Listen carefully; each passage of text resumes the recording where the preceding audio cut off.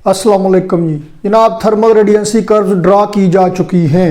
लूमर और प्रिंगशम ने एक्सपेरिमेंट किया, उसका रिजल्ट हमारे सामने है ना। अब सबसे पहले तो मसला ये था कि थर्मल रेडिएशन को स्टडी करने के लिए एक ब्लैक बॉडी डिज़ाइन की जाए। उसका मसला रहा कि कोई ऐसा सिस्टम डिज़ाइन किया जाए जो कि सिर्फ और सिर्फ थर्मल रेडिएशन ही एमिट करे, किसी और तरह की रेडिएशन वो खारिज ना करे। इसके लिए भाई किरचॉफ ने मदद की अपने किरचॉफ रूल वाले ब्लैक बॉडी डिज़ाइन करने में। ब्लैक बॉडी डिज़ाइन हो गई, रेडिएशन उसमें से निकल आई जनाब, थर्मल रेडिएशन को ड्रा कर लिया गया। अब मसला था जनाब उनको जस्टिफाई करने का कि ये ऐसी क्यों है, इनकी प्रॉपर्टीज़ को डिस्कस कर लिया गया। और वेलम वीन साहब को डिस्प्लेसमेंट लॉ अपना डिज़ाइन करने पे जनाब 1911 का नोबेल प्राइज़ भी उनको मिला। उसके बाद जनाब मसला ये था कि अभी भी ये कर्व्स कंप्लीटली जस्टिफाई ना हो सकें। ये नहीं पता चल सका कि मसला ये है कि चले टेम्परेचर ज़्यादा होने से निकलने वाली रेडिएशन की इंटेंसिटी ज़्यादा होना तो समझ में आता है, लेकिन किसी एक टेम्परेचर पर मुख्तलिफ वेवलेंथ्स का निकलना, मुख्तलिफ वेवलेंथ की रेडिएशन का निकलना और हर एक वेवलेंथ की इंटेंसिटी का डिफरेंट होना, ये बात समझ में नहीं आ रही। मतलब एनर्जी डिस्ट्रीब्यूशन एक जैसी नहीं है किसी एक पर्टिकुलर टेम्परेचर पर, किसी भी पर्टिकुलर टेम्परेचर पर। यह मसला समझ में नहीं आ रहा जी। इसको जस्टिफाई करना तो मुख्तलिफ लोगों ने मुख्तलिफ औकात में अपनी अपनी औकात के मुताबिक जस्टिफाई करने की कोशिश की, लेकिन अनफॉर्चुनेटली ये हुआ कि किसी का बनाया हुआ डिज़ाइन या फॉर्मूला लोअर वेवलेंथ में फिट आता था तो हायर पे नहीं आता था, हायर पे आता था तो लोअर पे नहीं आता था। कर्व्स कंप्लीटली जस्टिफाई नहीं होती थी। जैसे बारिश में बाहर कोई चारपाई पड़ी रह जाए ना जी, तो उसका एक पाया, पाया कहने में मज़ा नहीं आता, पावा कान पे जंदी, वो फिर क्या होता है, एक पावा ऊपर को उठ जाता है, उसको बिठाएं तो दूसरा उठ जाता है, उसको बिठाएं तो दूसरा उठ जाता है, दोनों को बिठाएं तो तीसरा उठ जाता है। अब इसी तरह से लोअर वेवलेंथ को जस्टिफाई किया गया, या कुछ फॉर्मूला ऐसे थे जिन्होंने लोअर वेवलेंथ को जस्टिफाई किया तो हायर वेवलेंथ पे जस्टिफिकेशन ना हो सकी, हायर को किया तो लोअर पे ना हो सकी। तो जनाब ये मामला चलता रहा अंटिल द ईयर 1900, जब max Planck German theoretical physicist, उन्होंने आइडिया पेश किया, एजम्पशन पेश की। आपकी बुक में हेडिंग दी हुई होगी प्लांक्स एजम्पशन। और मज़े की बात यह है कि काफ़ी अरसे तक उनको खुद भी समझ ना आई या पता ना चला कि ये क्या कह दिया। ओ हो जितना मरासी गाना गाए कहते ना, ओ क्या गा बैठा मैं। ऐसे ही काफ़ी अरसे तक तो उसकी जस्टिफिकेशन खुद उनके माइंड में भी को बहुत ज़्यादा क्लियर नहीं थी। फिर उसके बाद जब 1905 में अल्बर्ट आइंस्टाइन की थ्योरी आई और उसने जनाब कुछ बेहतर इसको एक्सप्लेन किया। तो बहरहाल बात शुरू करते हैं।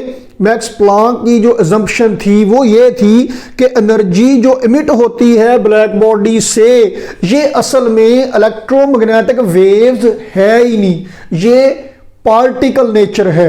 अब सवाल नंबर 1 ये है, हम इससे पहले कि अपनी डिस्कशन को आगे लेके चलें, हम थोड़ा सा डिफरेंशिएट कर लें कि वेव और पार्टिकल में फ़र्क क्या है। चाहे वो इलेक्ट्रोमैग्नेटिक है, चाहे वो कोई भी है, वेव में वैल्यूज में एनर्जी में कंटिन्यूटी हुआ करती है और एक मिनिमम वैल्यू से लेकर मैक्सिमम वैल्यू तक सारी वैल्यूज मौजूद होती हैं। जबकि पार्टिकल में डिस्क्रीट एनर्जी और मोमेंटम हुआ करते हैं। आप मोटी सी एग्जांपल से इस बात को यूं समझ लें कि अगर कोई आपका कान पकड़ के मरोड़ दे और आपको दर्द उठे और आधे घंटे बाद वो कान छोड़े, तो अगर आप बाकी हैं किसी को बताने के लिए तो आप क्या बताएंगे, उन्हें मैनू किन्ने दर्द उठे, 2 3 4। You can not quantized this phenomenon, आप इसको मिकदार में बता नहीं सकते, ये कंटिन्यूस फिनोमिनन है। आप ये तो कह सकते हैं कि ज़्यादा दर्द हुआ या कम दर्द हुआ, ये नहीं कह सकते कि मैनू 4 दर्द उठे। हाँ, अगर कोई आपके चपेड़े मारे तो 1 2 3 4 5 6, लो जी गिनती कर लो जाके। तो अब आप क्लियरली डिफरेंशिएट कर सकते हैं वन विद द अदर। तो जब आप वैल्यूज में इस तरह से डिफरेंशिएशन कर सकें तो ये पार्टिकल नेचर होगी। पार्टिकल में डिस्क्रीटनेस होती है, एनर्जी डिस्क्रीट होती है। You can clearly differentiate one from the other. जबकि अगर वेव की बात की जाएगी तो उसमें कंटिन्यूटी होगी, उसमें काउंटिंग नहीं हो सकेगी। एक लिमिट से लेकर दूसरी लिमिट तक उसमें सारी वैल्यूज मौजूद होंगी, ब्रेक नहीं आएगी दरमियान में। तो जनाब मैक्स प्लांक साहब ने कहा कि जो इलेक्ट्रोमैग्नेटिक रेडिएशन निकल रही है ब्लैक बॉडी से, ये अपनी नेचर में पार्टिकल हैं, वेव है ही नहीं। अब इस पार्टिकल को उसने नाम दिया जी क्वांटम का। क्वांटम, यहीं से जनाब बुनियाद पड़ती है क्वांटम मैकेनिक्स की। उसने कहा जनाब कि ये जो इलेक्ट्रोमैग्नेटिक रेडिएशन निकल रही है ये क्वांटम ऑफ एनर्जी है, पैकेट ऑफ एनर्जी है, बंडल ऑफ एनर्जी है। क्वांटम का मतलब होता है, लफ्ज़ी मतलब तो हाउ मच, क्वांटिटी से क्वांटम कह लीजिए आप। कितना, आप 1 2 3 4 5 गिनती करके बताएंगे। ये सिंगल हो तो क्वांटम है, अगर एक से ज्यादा हो तो फिर होंगे क्वांटा। तो ये bundles of energy, packets of energy निकलते हैं। उसके लिए उसने जनाब एक लंबा चौड़ा फार्मूला भी होता है, वो हमारे सिलेबस से ज़रा बियॉन्ड होता है, तो हम ज़रा जनरली डिस्कस किया करते हैं। उसने कहा हर एक पैकेट, हर एक बंडल ऑफ एनर्जी, उसकी एनर्जी, हर एक क्वांटम की एनर्जी डायरेक्टली प्रोपोर्शनल है फ्रीक्वेंसी के, जो इलेक्ट्रोमैग्नेटिक रेडिएशन की फ्रीक्वेंसी है। तो ये अज्यूम किया गया कि असल में जो इलेक्ट्रोमैग्नेटिक रेडिएशन निकल रही है, ये निकल रही है जनाब किस वजह से, ये असल में इस वजह से निकल रही है कि जो ब्लैक बॉडी में, जो सॉलिड बॉडी है, उसमें जो एटम्स और मॉलिक्यूल्स हैं वो वाइब्रेट कर रहे हैं, ऑसिलेट कर रहे हैं, और वो हैं एक्चुअली टिनी ऑसिलेटर्स, छोटे छोटे ऑसिलेटर्स हैं, और उनके ऑसिलेट करने की वजह से इलेक्ट्रोमैग्नेटिक रेडिएशन निकल रही है। जैसे हम चैप्टर 16 में classical electromagnetic theory, Maxwell theory हम डिस्कस करके आते हैं, उसमें हम कहते हैं कि जब चार्ज पार्टिकल वाइब्रेट करेगा या ऑसिलेट करेगा तो उसके नतीजे में इलेक्ट्रोमैग्नेटिक वेव्स खारिज होंगी। ये वही इलेक्ट्रोमैग्नेटिक वेव्स हैं जिनको अब हम जनरली इलेक्ट्रोमैग्नेटिक रेडिएशन कह रहे हैं। तो वो एक चार्ज पार्टिकल के ऑसिलेट करने के नतीजे में इलेक्ट्रोमैग्नेटिक रेडिएशन खारिज होगी, तो उस इलेक्ट्रोमैग्नेटिक रेडिएशन की फ्रीक्वेंसी उतनी होगी जितनी उस ऑसिलेटर की, चार्ज पार्टिकल की फ्रीक्वेंसी ऑफ ऑसिलेशन है। तो ब्लैक बॉडी में जो एटम्स और मॉलिक्यूल्स हैं उनमें भी तो चार्ज पार्टिकल है ना, तो वो चार्ज पार्टिकल जब वाइब्रेट करते हैं या ऑसिलेट करते हैं तो उसके नतीजे में इलेक्ट्रोमैग्नेटिक रेडिएशन खारिज होती है, जिसकी फ्रीक्वेंसी असल में उस ऑसिलेटर की फ्रीक्वेंसी है जिसके ऑसिलेट करने के नतीजे में ये खारिज हो रही है। तो जनाब ये फ्रीक्वेंसी इलेक्ट्रोमैग्नेटिक रेडिएशन की फ्रीक्वेंसी है, ये फ्रीक्वेंसी उस ऑसिलेटर की फ्रीक्वेंसी है जिसके ऑसिलेट करने के नतीजे में ये एनर्जी निकल रही है। तो जनाब प्रोपोर्शनैलिटी खत्म करेंगे तो ये आएगा एच एफ। एच क्या है? एच है जनाब प्लांक्स कांस्टेंट। क्वांटम मैकेनिक्स में ये कांस्टेंट भी बहुत ही अहम है। H is equal to E over f, बटे के नीचे एफ है यानी ई टी, जाउल सेकंड इसके एंगुलर मोमेंटम वाले यूनिट होते हैं। 6.63 × 10⁻34 ये प्लांक्स कांस्टेंट की न्यूमेरिकल वैल्यू है। ये भी क्वांटम मैकेनिक्स में बहुत जगह पे इस्तेमाल हुआ करेगा और काफ़ी इंपॉर्टेंट है ये, काफ़ी क्या बहुत सारा इंपॉर्टेंट है। तो जनाब ये एक क्वांटम की एनर्जी है, एक पैकेट की एनर्जी है, एक बंडल की एनर्जी है। अगर एक से ज़्यादा होंगे तो E = NHF लिखा जाएगा। N यहाँ पे नंबर ऑफ क्वांटा होंगे। तो जनाब अली पहली बात तो ये हो गई कि प्लांक ने ये कहा कि चार्ज पार्टिकल जब ऑसिलेट करते हैं, इसी तरह से ब्लैक बॉडी में भी वो असल में टिनी ऑसिलेटर्स हैं जिनके ऑसिलेट करने के नतीजे में इलेक्ट्रोमैग्नेटिक रेडिएशन खारिज हुई है, और वो डिस्क्रीट तरीके से खारिज हुई है। उसमें डिस्क्रीटनेस पाई जाती है, उसमें कंटिन्यूटी है ही नहीं। जब डिस्क्रीटनेस पाई जाएगी फिर ये पार्टिकल के तौर पे बिहेव करेगी। अब आप इनको एक्सप्लेन करने की कोशिश करें। ब्लैक बॉडी एक कम्प्लेक्स मटेरियल है, उसमें बहुत सारे मटेरियल शामिल हैं, वो कोई सिंगल एटम या मॉलिक्यूल या सिंगल एलिमेंट पे मुश्तमिल नहीं है। तो अब किसी भी एक टेम्परेचर पर उसमें मौजूद हर एक एटम या मॉलिक्यूल डिफरेंट फ्रीक्वेंसी से ऑसिलेट करेगा। किसी भी माहौल में अगर 100 लोग बैठे होंगे तो वो अपने अपने लिहाज से, मार्कर का ढक्कन गिर गया, मैं उठा लूँ। तो किसी भी इन्वायरमेंट में, किसी क्लासरूम में कह लीजिए अगर 100 लोग बैठे हुए हैं तो वो सारे के सारे लोग अपनी अपनी तबीयत के मुताबिक रौला डालेंगे, बातें कर रहे होंगे, कोई जरा कम कोई जरा ज्यादा। तो कोई ऑसिलेटर है, कोई एलिमेंट है जो जरा ज्यादा फ्रीक्वेंसी के साथ यानी कम वेवलेंथ के साथ ऑसिलेट कर रहा है, किसी की फ्रीक्वेंसी ऑफ ऑसिलेशन ज्यादा है, किसी की जरा कम है। ज्यादातर का एटीट्यूड आप प्रिडिक्ट कर सकते हैं। टीचर क्लास में नहीं है, स्टूडेंट क्या कर रहे होंगे जी, शोर मचा रहे होंगे, वेले बैठे गप्पे मार रहे होंगे, हो सकता है कोई पढ़ भी रहा हो, वो थोड़े थोड़े होंगे। ज्यादातर का बिहेवियर ऐसा होगा। तो ज्यादातर ऑसिलेटर्स हैं जो इतनी वेवलेंथ के साथ ऑसिलेट कर रहे हैं, जो इतनी फ्रीक्वेंसी के साथ ऑसिलेट कर रहे हैं। तो जब आप टेम्परेचर ज्यादा करेंगे तो ऑसिलेट करने वालों की एनर्जी ज्यादा होगी, उनकी फ्रीक्वेंसी ज्यादा हो जाएगी। फ्रीक्वेंसी ज्यादा होगी मतलब वेवलेंथ कम हो जाएगी, तो सारे ऑसिलेटर्स की ही वेवलेंथ कम हो जाएगी। जो सबसे ज्यादा लोग थे जो सबसे ज्यादा लोग थे, एक बंदा ऑसिलेट करता है, एक ऑसिलेटर ऑसिलेट करता है तो एक क्वांटम, एक बंडल ऑफ एनर्जी, एक पैकेट ऑफ एनर्जी खारिज करता है। ज्यादातर बंदे, ज्यादातर ऑसिलेटर्स इस वेवलेंथ के साथ, इस फ्रीक्वेंसी के साथ ऑसिलेट कर रहे थे। टेम्परेचर ज्यादा हुआ तो ज्यादातर इस फ्रीक्वेंसी के साथ यानी इस वेवलेंथ के साथ ऑसिलेट करने लग गए। तो जैसे जैसे टेम्परेचर ज्यादा होगा वैसे वैसे फ्रीक्वेंसी ऑफ ऑसिलेशन ज्यादा होगी, वेवलेंथ कम होती जाएगी। लो जी, अब बाकी सारी वैल्यूज भी जस्टिफाई हो गई और ये पीक भी जस्टिफाई हो गई। यूं कह लीजिए कि हर एक टेम्परेचर के लिए जैसे जैसे आप टेम्परेचर ज्यादा करेंगे ऑसिलेटर्स की फ्रीक्वेंसी ज्यादा होती जाएगी। तो ओवरऑल बिहेवियर ये होगा कि फ्रीक्वेंसी ज्यादा होगी तो वेवलेंथ कम होगी, तो ये कर्व्स लोअर वेवलेंथ की तरफ शिफ्ट होती जाएंगी। तो जनाब ये प्लैंक्स थ्योरी है और इस बात ने क्वांटम थ्योरी की बुनियाद रखी कि इलेक्ट्रोमैग्नेटिक रेडिएशन की वेव नेचर नहीं है बल्कि वो अपनी नेचर में पार्टिकल है। इसी क्वांटम को बाद में एल्बर्ट आइंस्टाइन ने 1905 के बाद जनाब अली फोटोन का नाम दिया। फोटो से photon, light, Roshni, packet of energy, bundle of energy. तो ये जो पैकेट ऑफ एनर्जी, जैसे हम कहते हैं ना बंडल ऑफ थैंक्स, अक्सर लोगों को ये समझना ज़रा मुश्किल होता है कि ये तो जनाब जो इलेक्ट्रोमैग्नेटिक रेडिएशन है हम इसे वेव समझते रहे हैं हमेशा से, तो अब ये पार्टिकल है तो इसकी फ्रीक्वेंसी है, इसका मतलब है कि वैल्यूज कम ज़्यादा होंगी। तो असल में ये एक वेव पैकेट के तौर पे कह लीजिए आप, एनर्जी का पैकेट है जिसे मिलेगा, ये पूरा पैकेट मिलेगा काटा वादा थूथा करके। तो जब ये एनर्जी ट्रांसफर होगी किसी को दी जाएगी, खारिज हो रही है पैकेट की शक्ल में, मिलेगी पैकेट की शक्ल में, बंडल की शक्ल में, पार्टिकल की शक्ल में। आगे जाके हम इसकी वेव नेचर को और पार्टिकल नेचर का कंसेप्ट ज्यादा क्लैरिटी के साथ डिस्कस करेंगे और बाद में समराइज भी करेंगे कि क्या ये इलेक्ट्रोमैग्नेटिक रेडिएशन जैसे फर्स्ट ईयर में थी तो वेव थी, अब ये पार्टिकल है तो ये असल में वेव है या पार्टिकल है या दोनों है। ये डिस्कशन हमारी चलती रहेगी और हम एक लेक्चर में जाके किसी एक दिन हम इसको वाइंड अप भी करेंगे इंशाल्लाह। तो जनाब एक पैकेट की एनर्जी ये कितनी है, E is equal to h f. एक फोटोन की एनर्जी जनाब इतनी है। तो ये जो ग्रैनुलर नेचर है इलेक्ट्रोमैग्नेटिक रेडिएशन की, ग्रैनुलर नेचर का मतलब क्या है, ग्रैनुलर दानेदार, जैसे यूरिया होती है ना खाद दानेदार, चीनी के दाने होते हैं एक दूसरे से अलग होता है, तो डिस्क्रीट वैल्यूज होती हैं उनकी, अलग अलग बिल्कुल वैल्यूज होती हैं इनकी।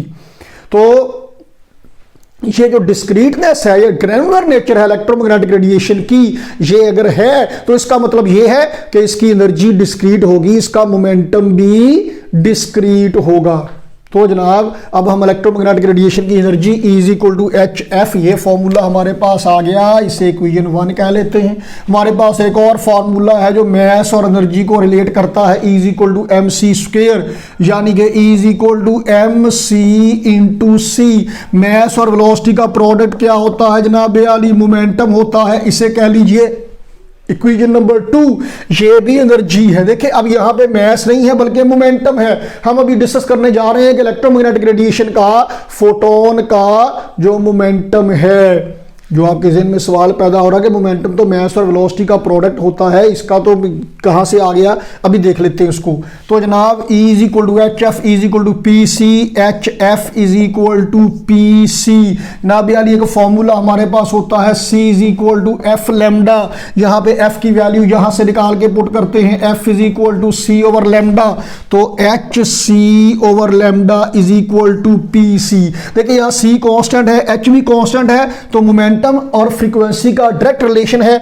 हम ये फॉर्मूला बनाया करते हैं और इसी को लिखा करते हैं। तो ये क्या हो गया, momentum is equal to h over lambda. पहली बात तो ये है कि ये मोमेंटम किसका है, इलेक्ट्रोमैग्नेटिक रेडिएशन के पैकेट का है, क्वांटम का है, यानी फोटोन का है। फोटोन का मोमेंटम उसकी वेवलेंथ की टर्म में लिया जाता है, in terms of its wavelength. Wavelength कम होगी तो मोमेंटम ज्यादा होगा, वेवलेंथ कम होगी तो फ्रीक्वेंसी ज्यादा होगी, फ्रीक्वेंसी ज्यादा तो मोमेंटम ज्यादा, एक ही बात है।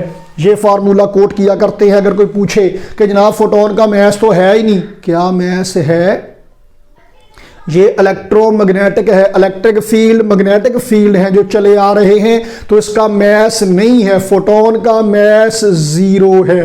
बल्कि ज्यादा बेहतर हम यूं कहते हैं कि rest mass of photon is zero. इसका मतलब है कि वो रेस्ट पे नहीं रह सकता है, इसका मतलब है कि उसकी वेलोसिटी है c 3 × 10⁸ मीटर पर सेकंड, जो हम पहले से शुरू से कैलकुलेट करते आ रहे हैं, लिखते चले आ रहे हैं। तो जनाब फोटोन का मैस नहीं है, याद रखिएगा। मोमेंटम इसका है 0, ओ सॉरी गलत कह गया मैं, मैस इसका है 0, मैस 0 है, मोमेंटम 0 नहीं है। तो फोटोन का मैस 0 है, मोमेंटम 0 नहीं है। सवाल ये है कि मोमेंटम तो होता है मैस और वेलोसिटी का प्रोडक्ट, तो फोटोन का मैस नहीं है तो मोमेंटम कहां से आ गया? देखिए जी, मोमेंटम जो है ये क्वांटिटी ऑफ मोशन है, ये डिसाइड करता है कि मूव करने वाले बॉडी को रोकने के लिए आपको कितनी की फोर्स लगाना पड़ेगी, उसमें मोशन की क्वांटिटी कितनी की इन्वॉल्व है। तो हर वो शय जो मूव कर रही है उसका मोमेंटम होगा।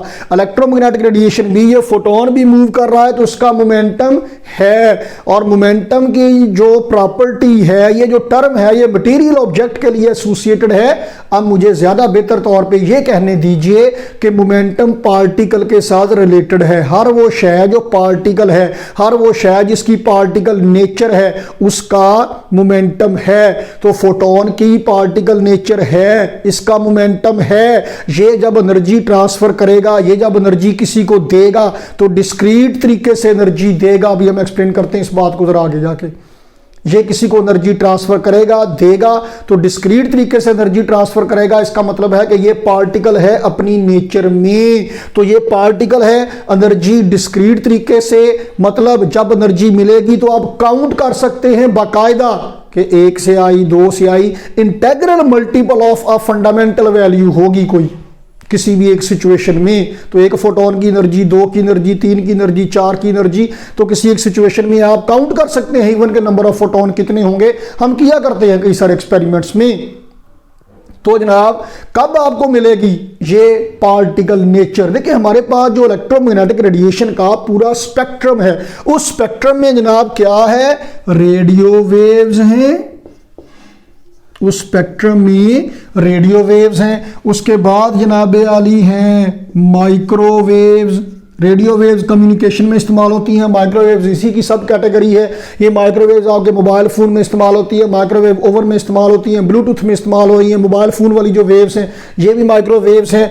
तो माइक्रोवेव्स के बाद जनाब आली है इंफ्रारेड, उसके बाद है जनाब फिर विजिबल, विजिबल के बाद अल्ट्रा वायलेट, उसके बाद एक्सरेज, उसके बाद गैमा रेज। तो इनमें जनाब नीचे से ऊपर को जाएं तो फ्रीक्वेंसी ज़्यादा हो रही है, ये हाई फ्रीक्वेंसी है, ये लो फ्रीक्वेंसी है। तो ये वेवलेंथ ज्यादा है, यहां पे वेवलेंथ कम है। तो अभी हमने देखा कि फ्रीक्वेंसी ज्यादा होगी, एनर्जी ज्यादा होगी, तो यहां पे गैमा रेज की एनर्जी हाई है और रेडियो वेव्स की एनर्जी लो है। इवन जो radio wave, long radio wave, जो हाईएस्ट वेवलेंथ वाली, जिनकी वेवलेंथ 1.5-2 किलोमीटर होगी, उन रेडियो वेव्स की जो एनर्जी है, अब हम चूंकि ये इलेक्ट्रोमैग्नेटिक रेडिएशन है और ये पार्टिकल है तो ये फोटोन है, एक फोटोन की एनर्जी ऑलमोस्ट रफली 10⁻⁻⁻1 इलेक्ट्रॉन वोल्ट के लगभग है एनर्जी। यहाँ पे माइक्रोस्कोपिक लेवल पे, न्यूक्लियर लेवल पे हम एनर्जीज को इलेक्ट्रॉन वोल्ट में कैलकुलेट किया करते हैं। और जो गैमा रे फोटोन है इसकी एनर्जी है जनाब 1 MeV के लगभग, 1 मेगा इलेक्ट्रॉन वोल्ट के लगभग। तो आप देखें, आप मोटरसाइकिल पे ज्यादातर हम लोग फिरा करते हैं मिडिल क्लास वाले, तो जब आप बाइक पे फिर रहे हैं सुबह से शाम तक, घर वापस आते हैं कितनी मिट्टी खा जाते हैं। खाई ना भी मुंह बंद भी रखे सारा दिन, कितनी की मिट्टी मुंह पे पड़ जाएगी। सफेद तौलिया या टिश्यू ऐसे करके फेरे जरा जोर से तो कितना वो काला हो जाता है। आप बाइक पे जा रहे हो तो साथ से कोई ट्राली गुजरे मिट्टी की भरी हुई, आपके मुंह पे काफ़ी सारी मिट्टी पड़े, थोड़ी बहुत मिट्टी का तो हमें पता ही नहीं चलता। अगर आपके मुंह पे एक जर्रा, एक डस्ट पार्टिकल मारा जाए ऐसे करके, आप क्या कहेंगे? हो मारता मैनू। नहीं, आपको पता ही नहीं चलेगा। क्यों? उस अकेले एक सिंगल पार्टिकल की एनर्जी ना होने के बराबर है, तो वो डिटेक्ट ही नहीं होता। So is the case with radio wave photon. एक सिंगल फोटोन की एनर्जी इतनी कम है कि वो डिटेक्ट ही नहीं होता अकेला, कि वो ऑब्जर्व ही नहीं होता। तो वो पार्टिकल के तौर पे डिटेक्ट ही नहीं होता, क्योंकि पार्टिकल की एनर्जी इतनी कम है। और जो गैमा रे फोटोन है, उस एक अकेले फोटोन की एनर्जी इतनी ज्यादा है, मेगा इलेक्ट्रॉन वोल्ट में है। एक डस्ट पार्टिकल आपके मुंह पे फेंका जाए, आपको पता ही नहीं चलेगा। क्यों? डिटेक्ट ही नहीं होगा। क्यों? क्योंकि एनर्जी इतनी कम है कि डिटेक्टेबल ही नहीं, ऑब्जर्वेबल ही नहीं। लेकिन अगर एक ईंट उठा के मारी जाए आपके मुंह पे, लग पता जाएगा, इतनी एनर्जी आपको मिलेगी, वो अकेली ही डिटेक्टेबल है। तो अगर कोई बंदा क्लेम करे कि जनाब मैंने तो आपके मुंह पे एक डस्ट पार्टिकल मारा था, आपने जवाब में रोड़ा ही कट मारे, आप कहें भाई तू भी एक पार्टिकल मारे, मैं भी एक पार्टिकल मारे, आप कहें यार खुदा दा खौफ कर, पार्टिकल तो देख केड़ा सी। तो वो अकेला ही इतनी एनर्जी रखता है कि वो डिटेक्टेबल है। तो अब आप देखें कि इलेक्ट्रोमैग्नेटिक रेडिएशन जो ऑब्जर्व होती है वो ऑसिलेटर्स जो कि बहुत कम फ्रीक्वेंसी से ऑसिलेट कर रहे हैं। अभी ब्लैक बॉडी रेडिएशन में हमने कहा कि टिनी ऑसिलेटर्स हैं जो ऑसिलेट करते हैं या वाइब्रेट करते हैं। तो जनाब ये मेरा हाथ वाइब्रेट कर रहा है, इसमें एटम और मॉलिक्यूल नहीं, इनका दिल नहीं करता इलेक्ट्रोमैग्नेटिक रेडिएशन खारिज करने को? बिल्कुल करता है।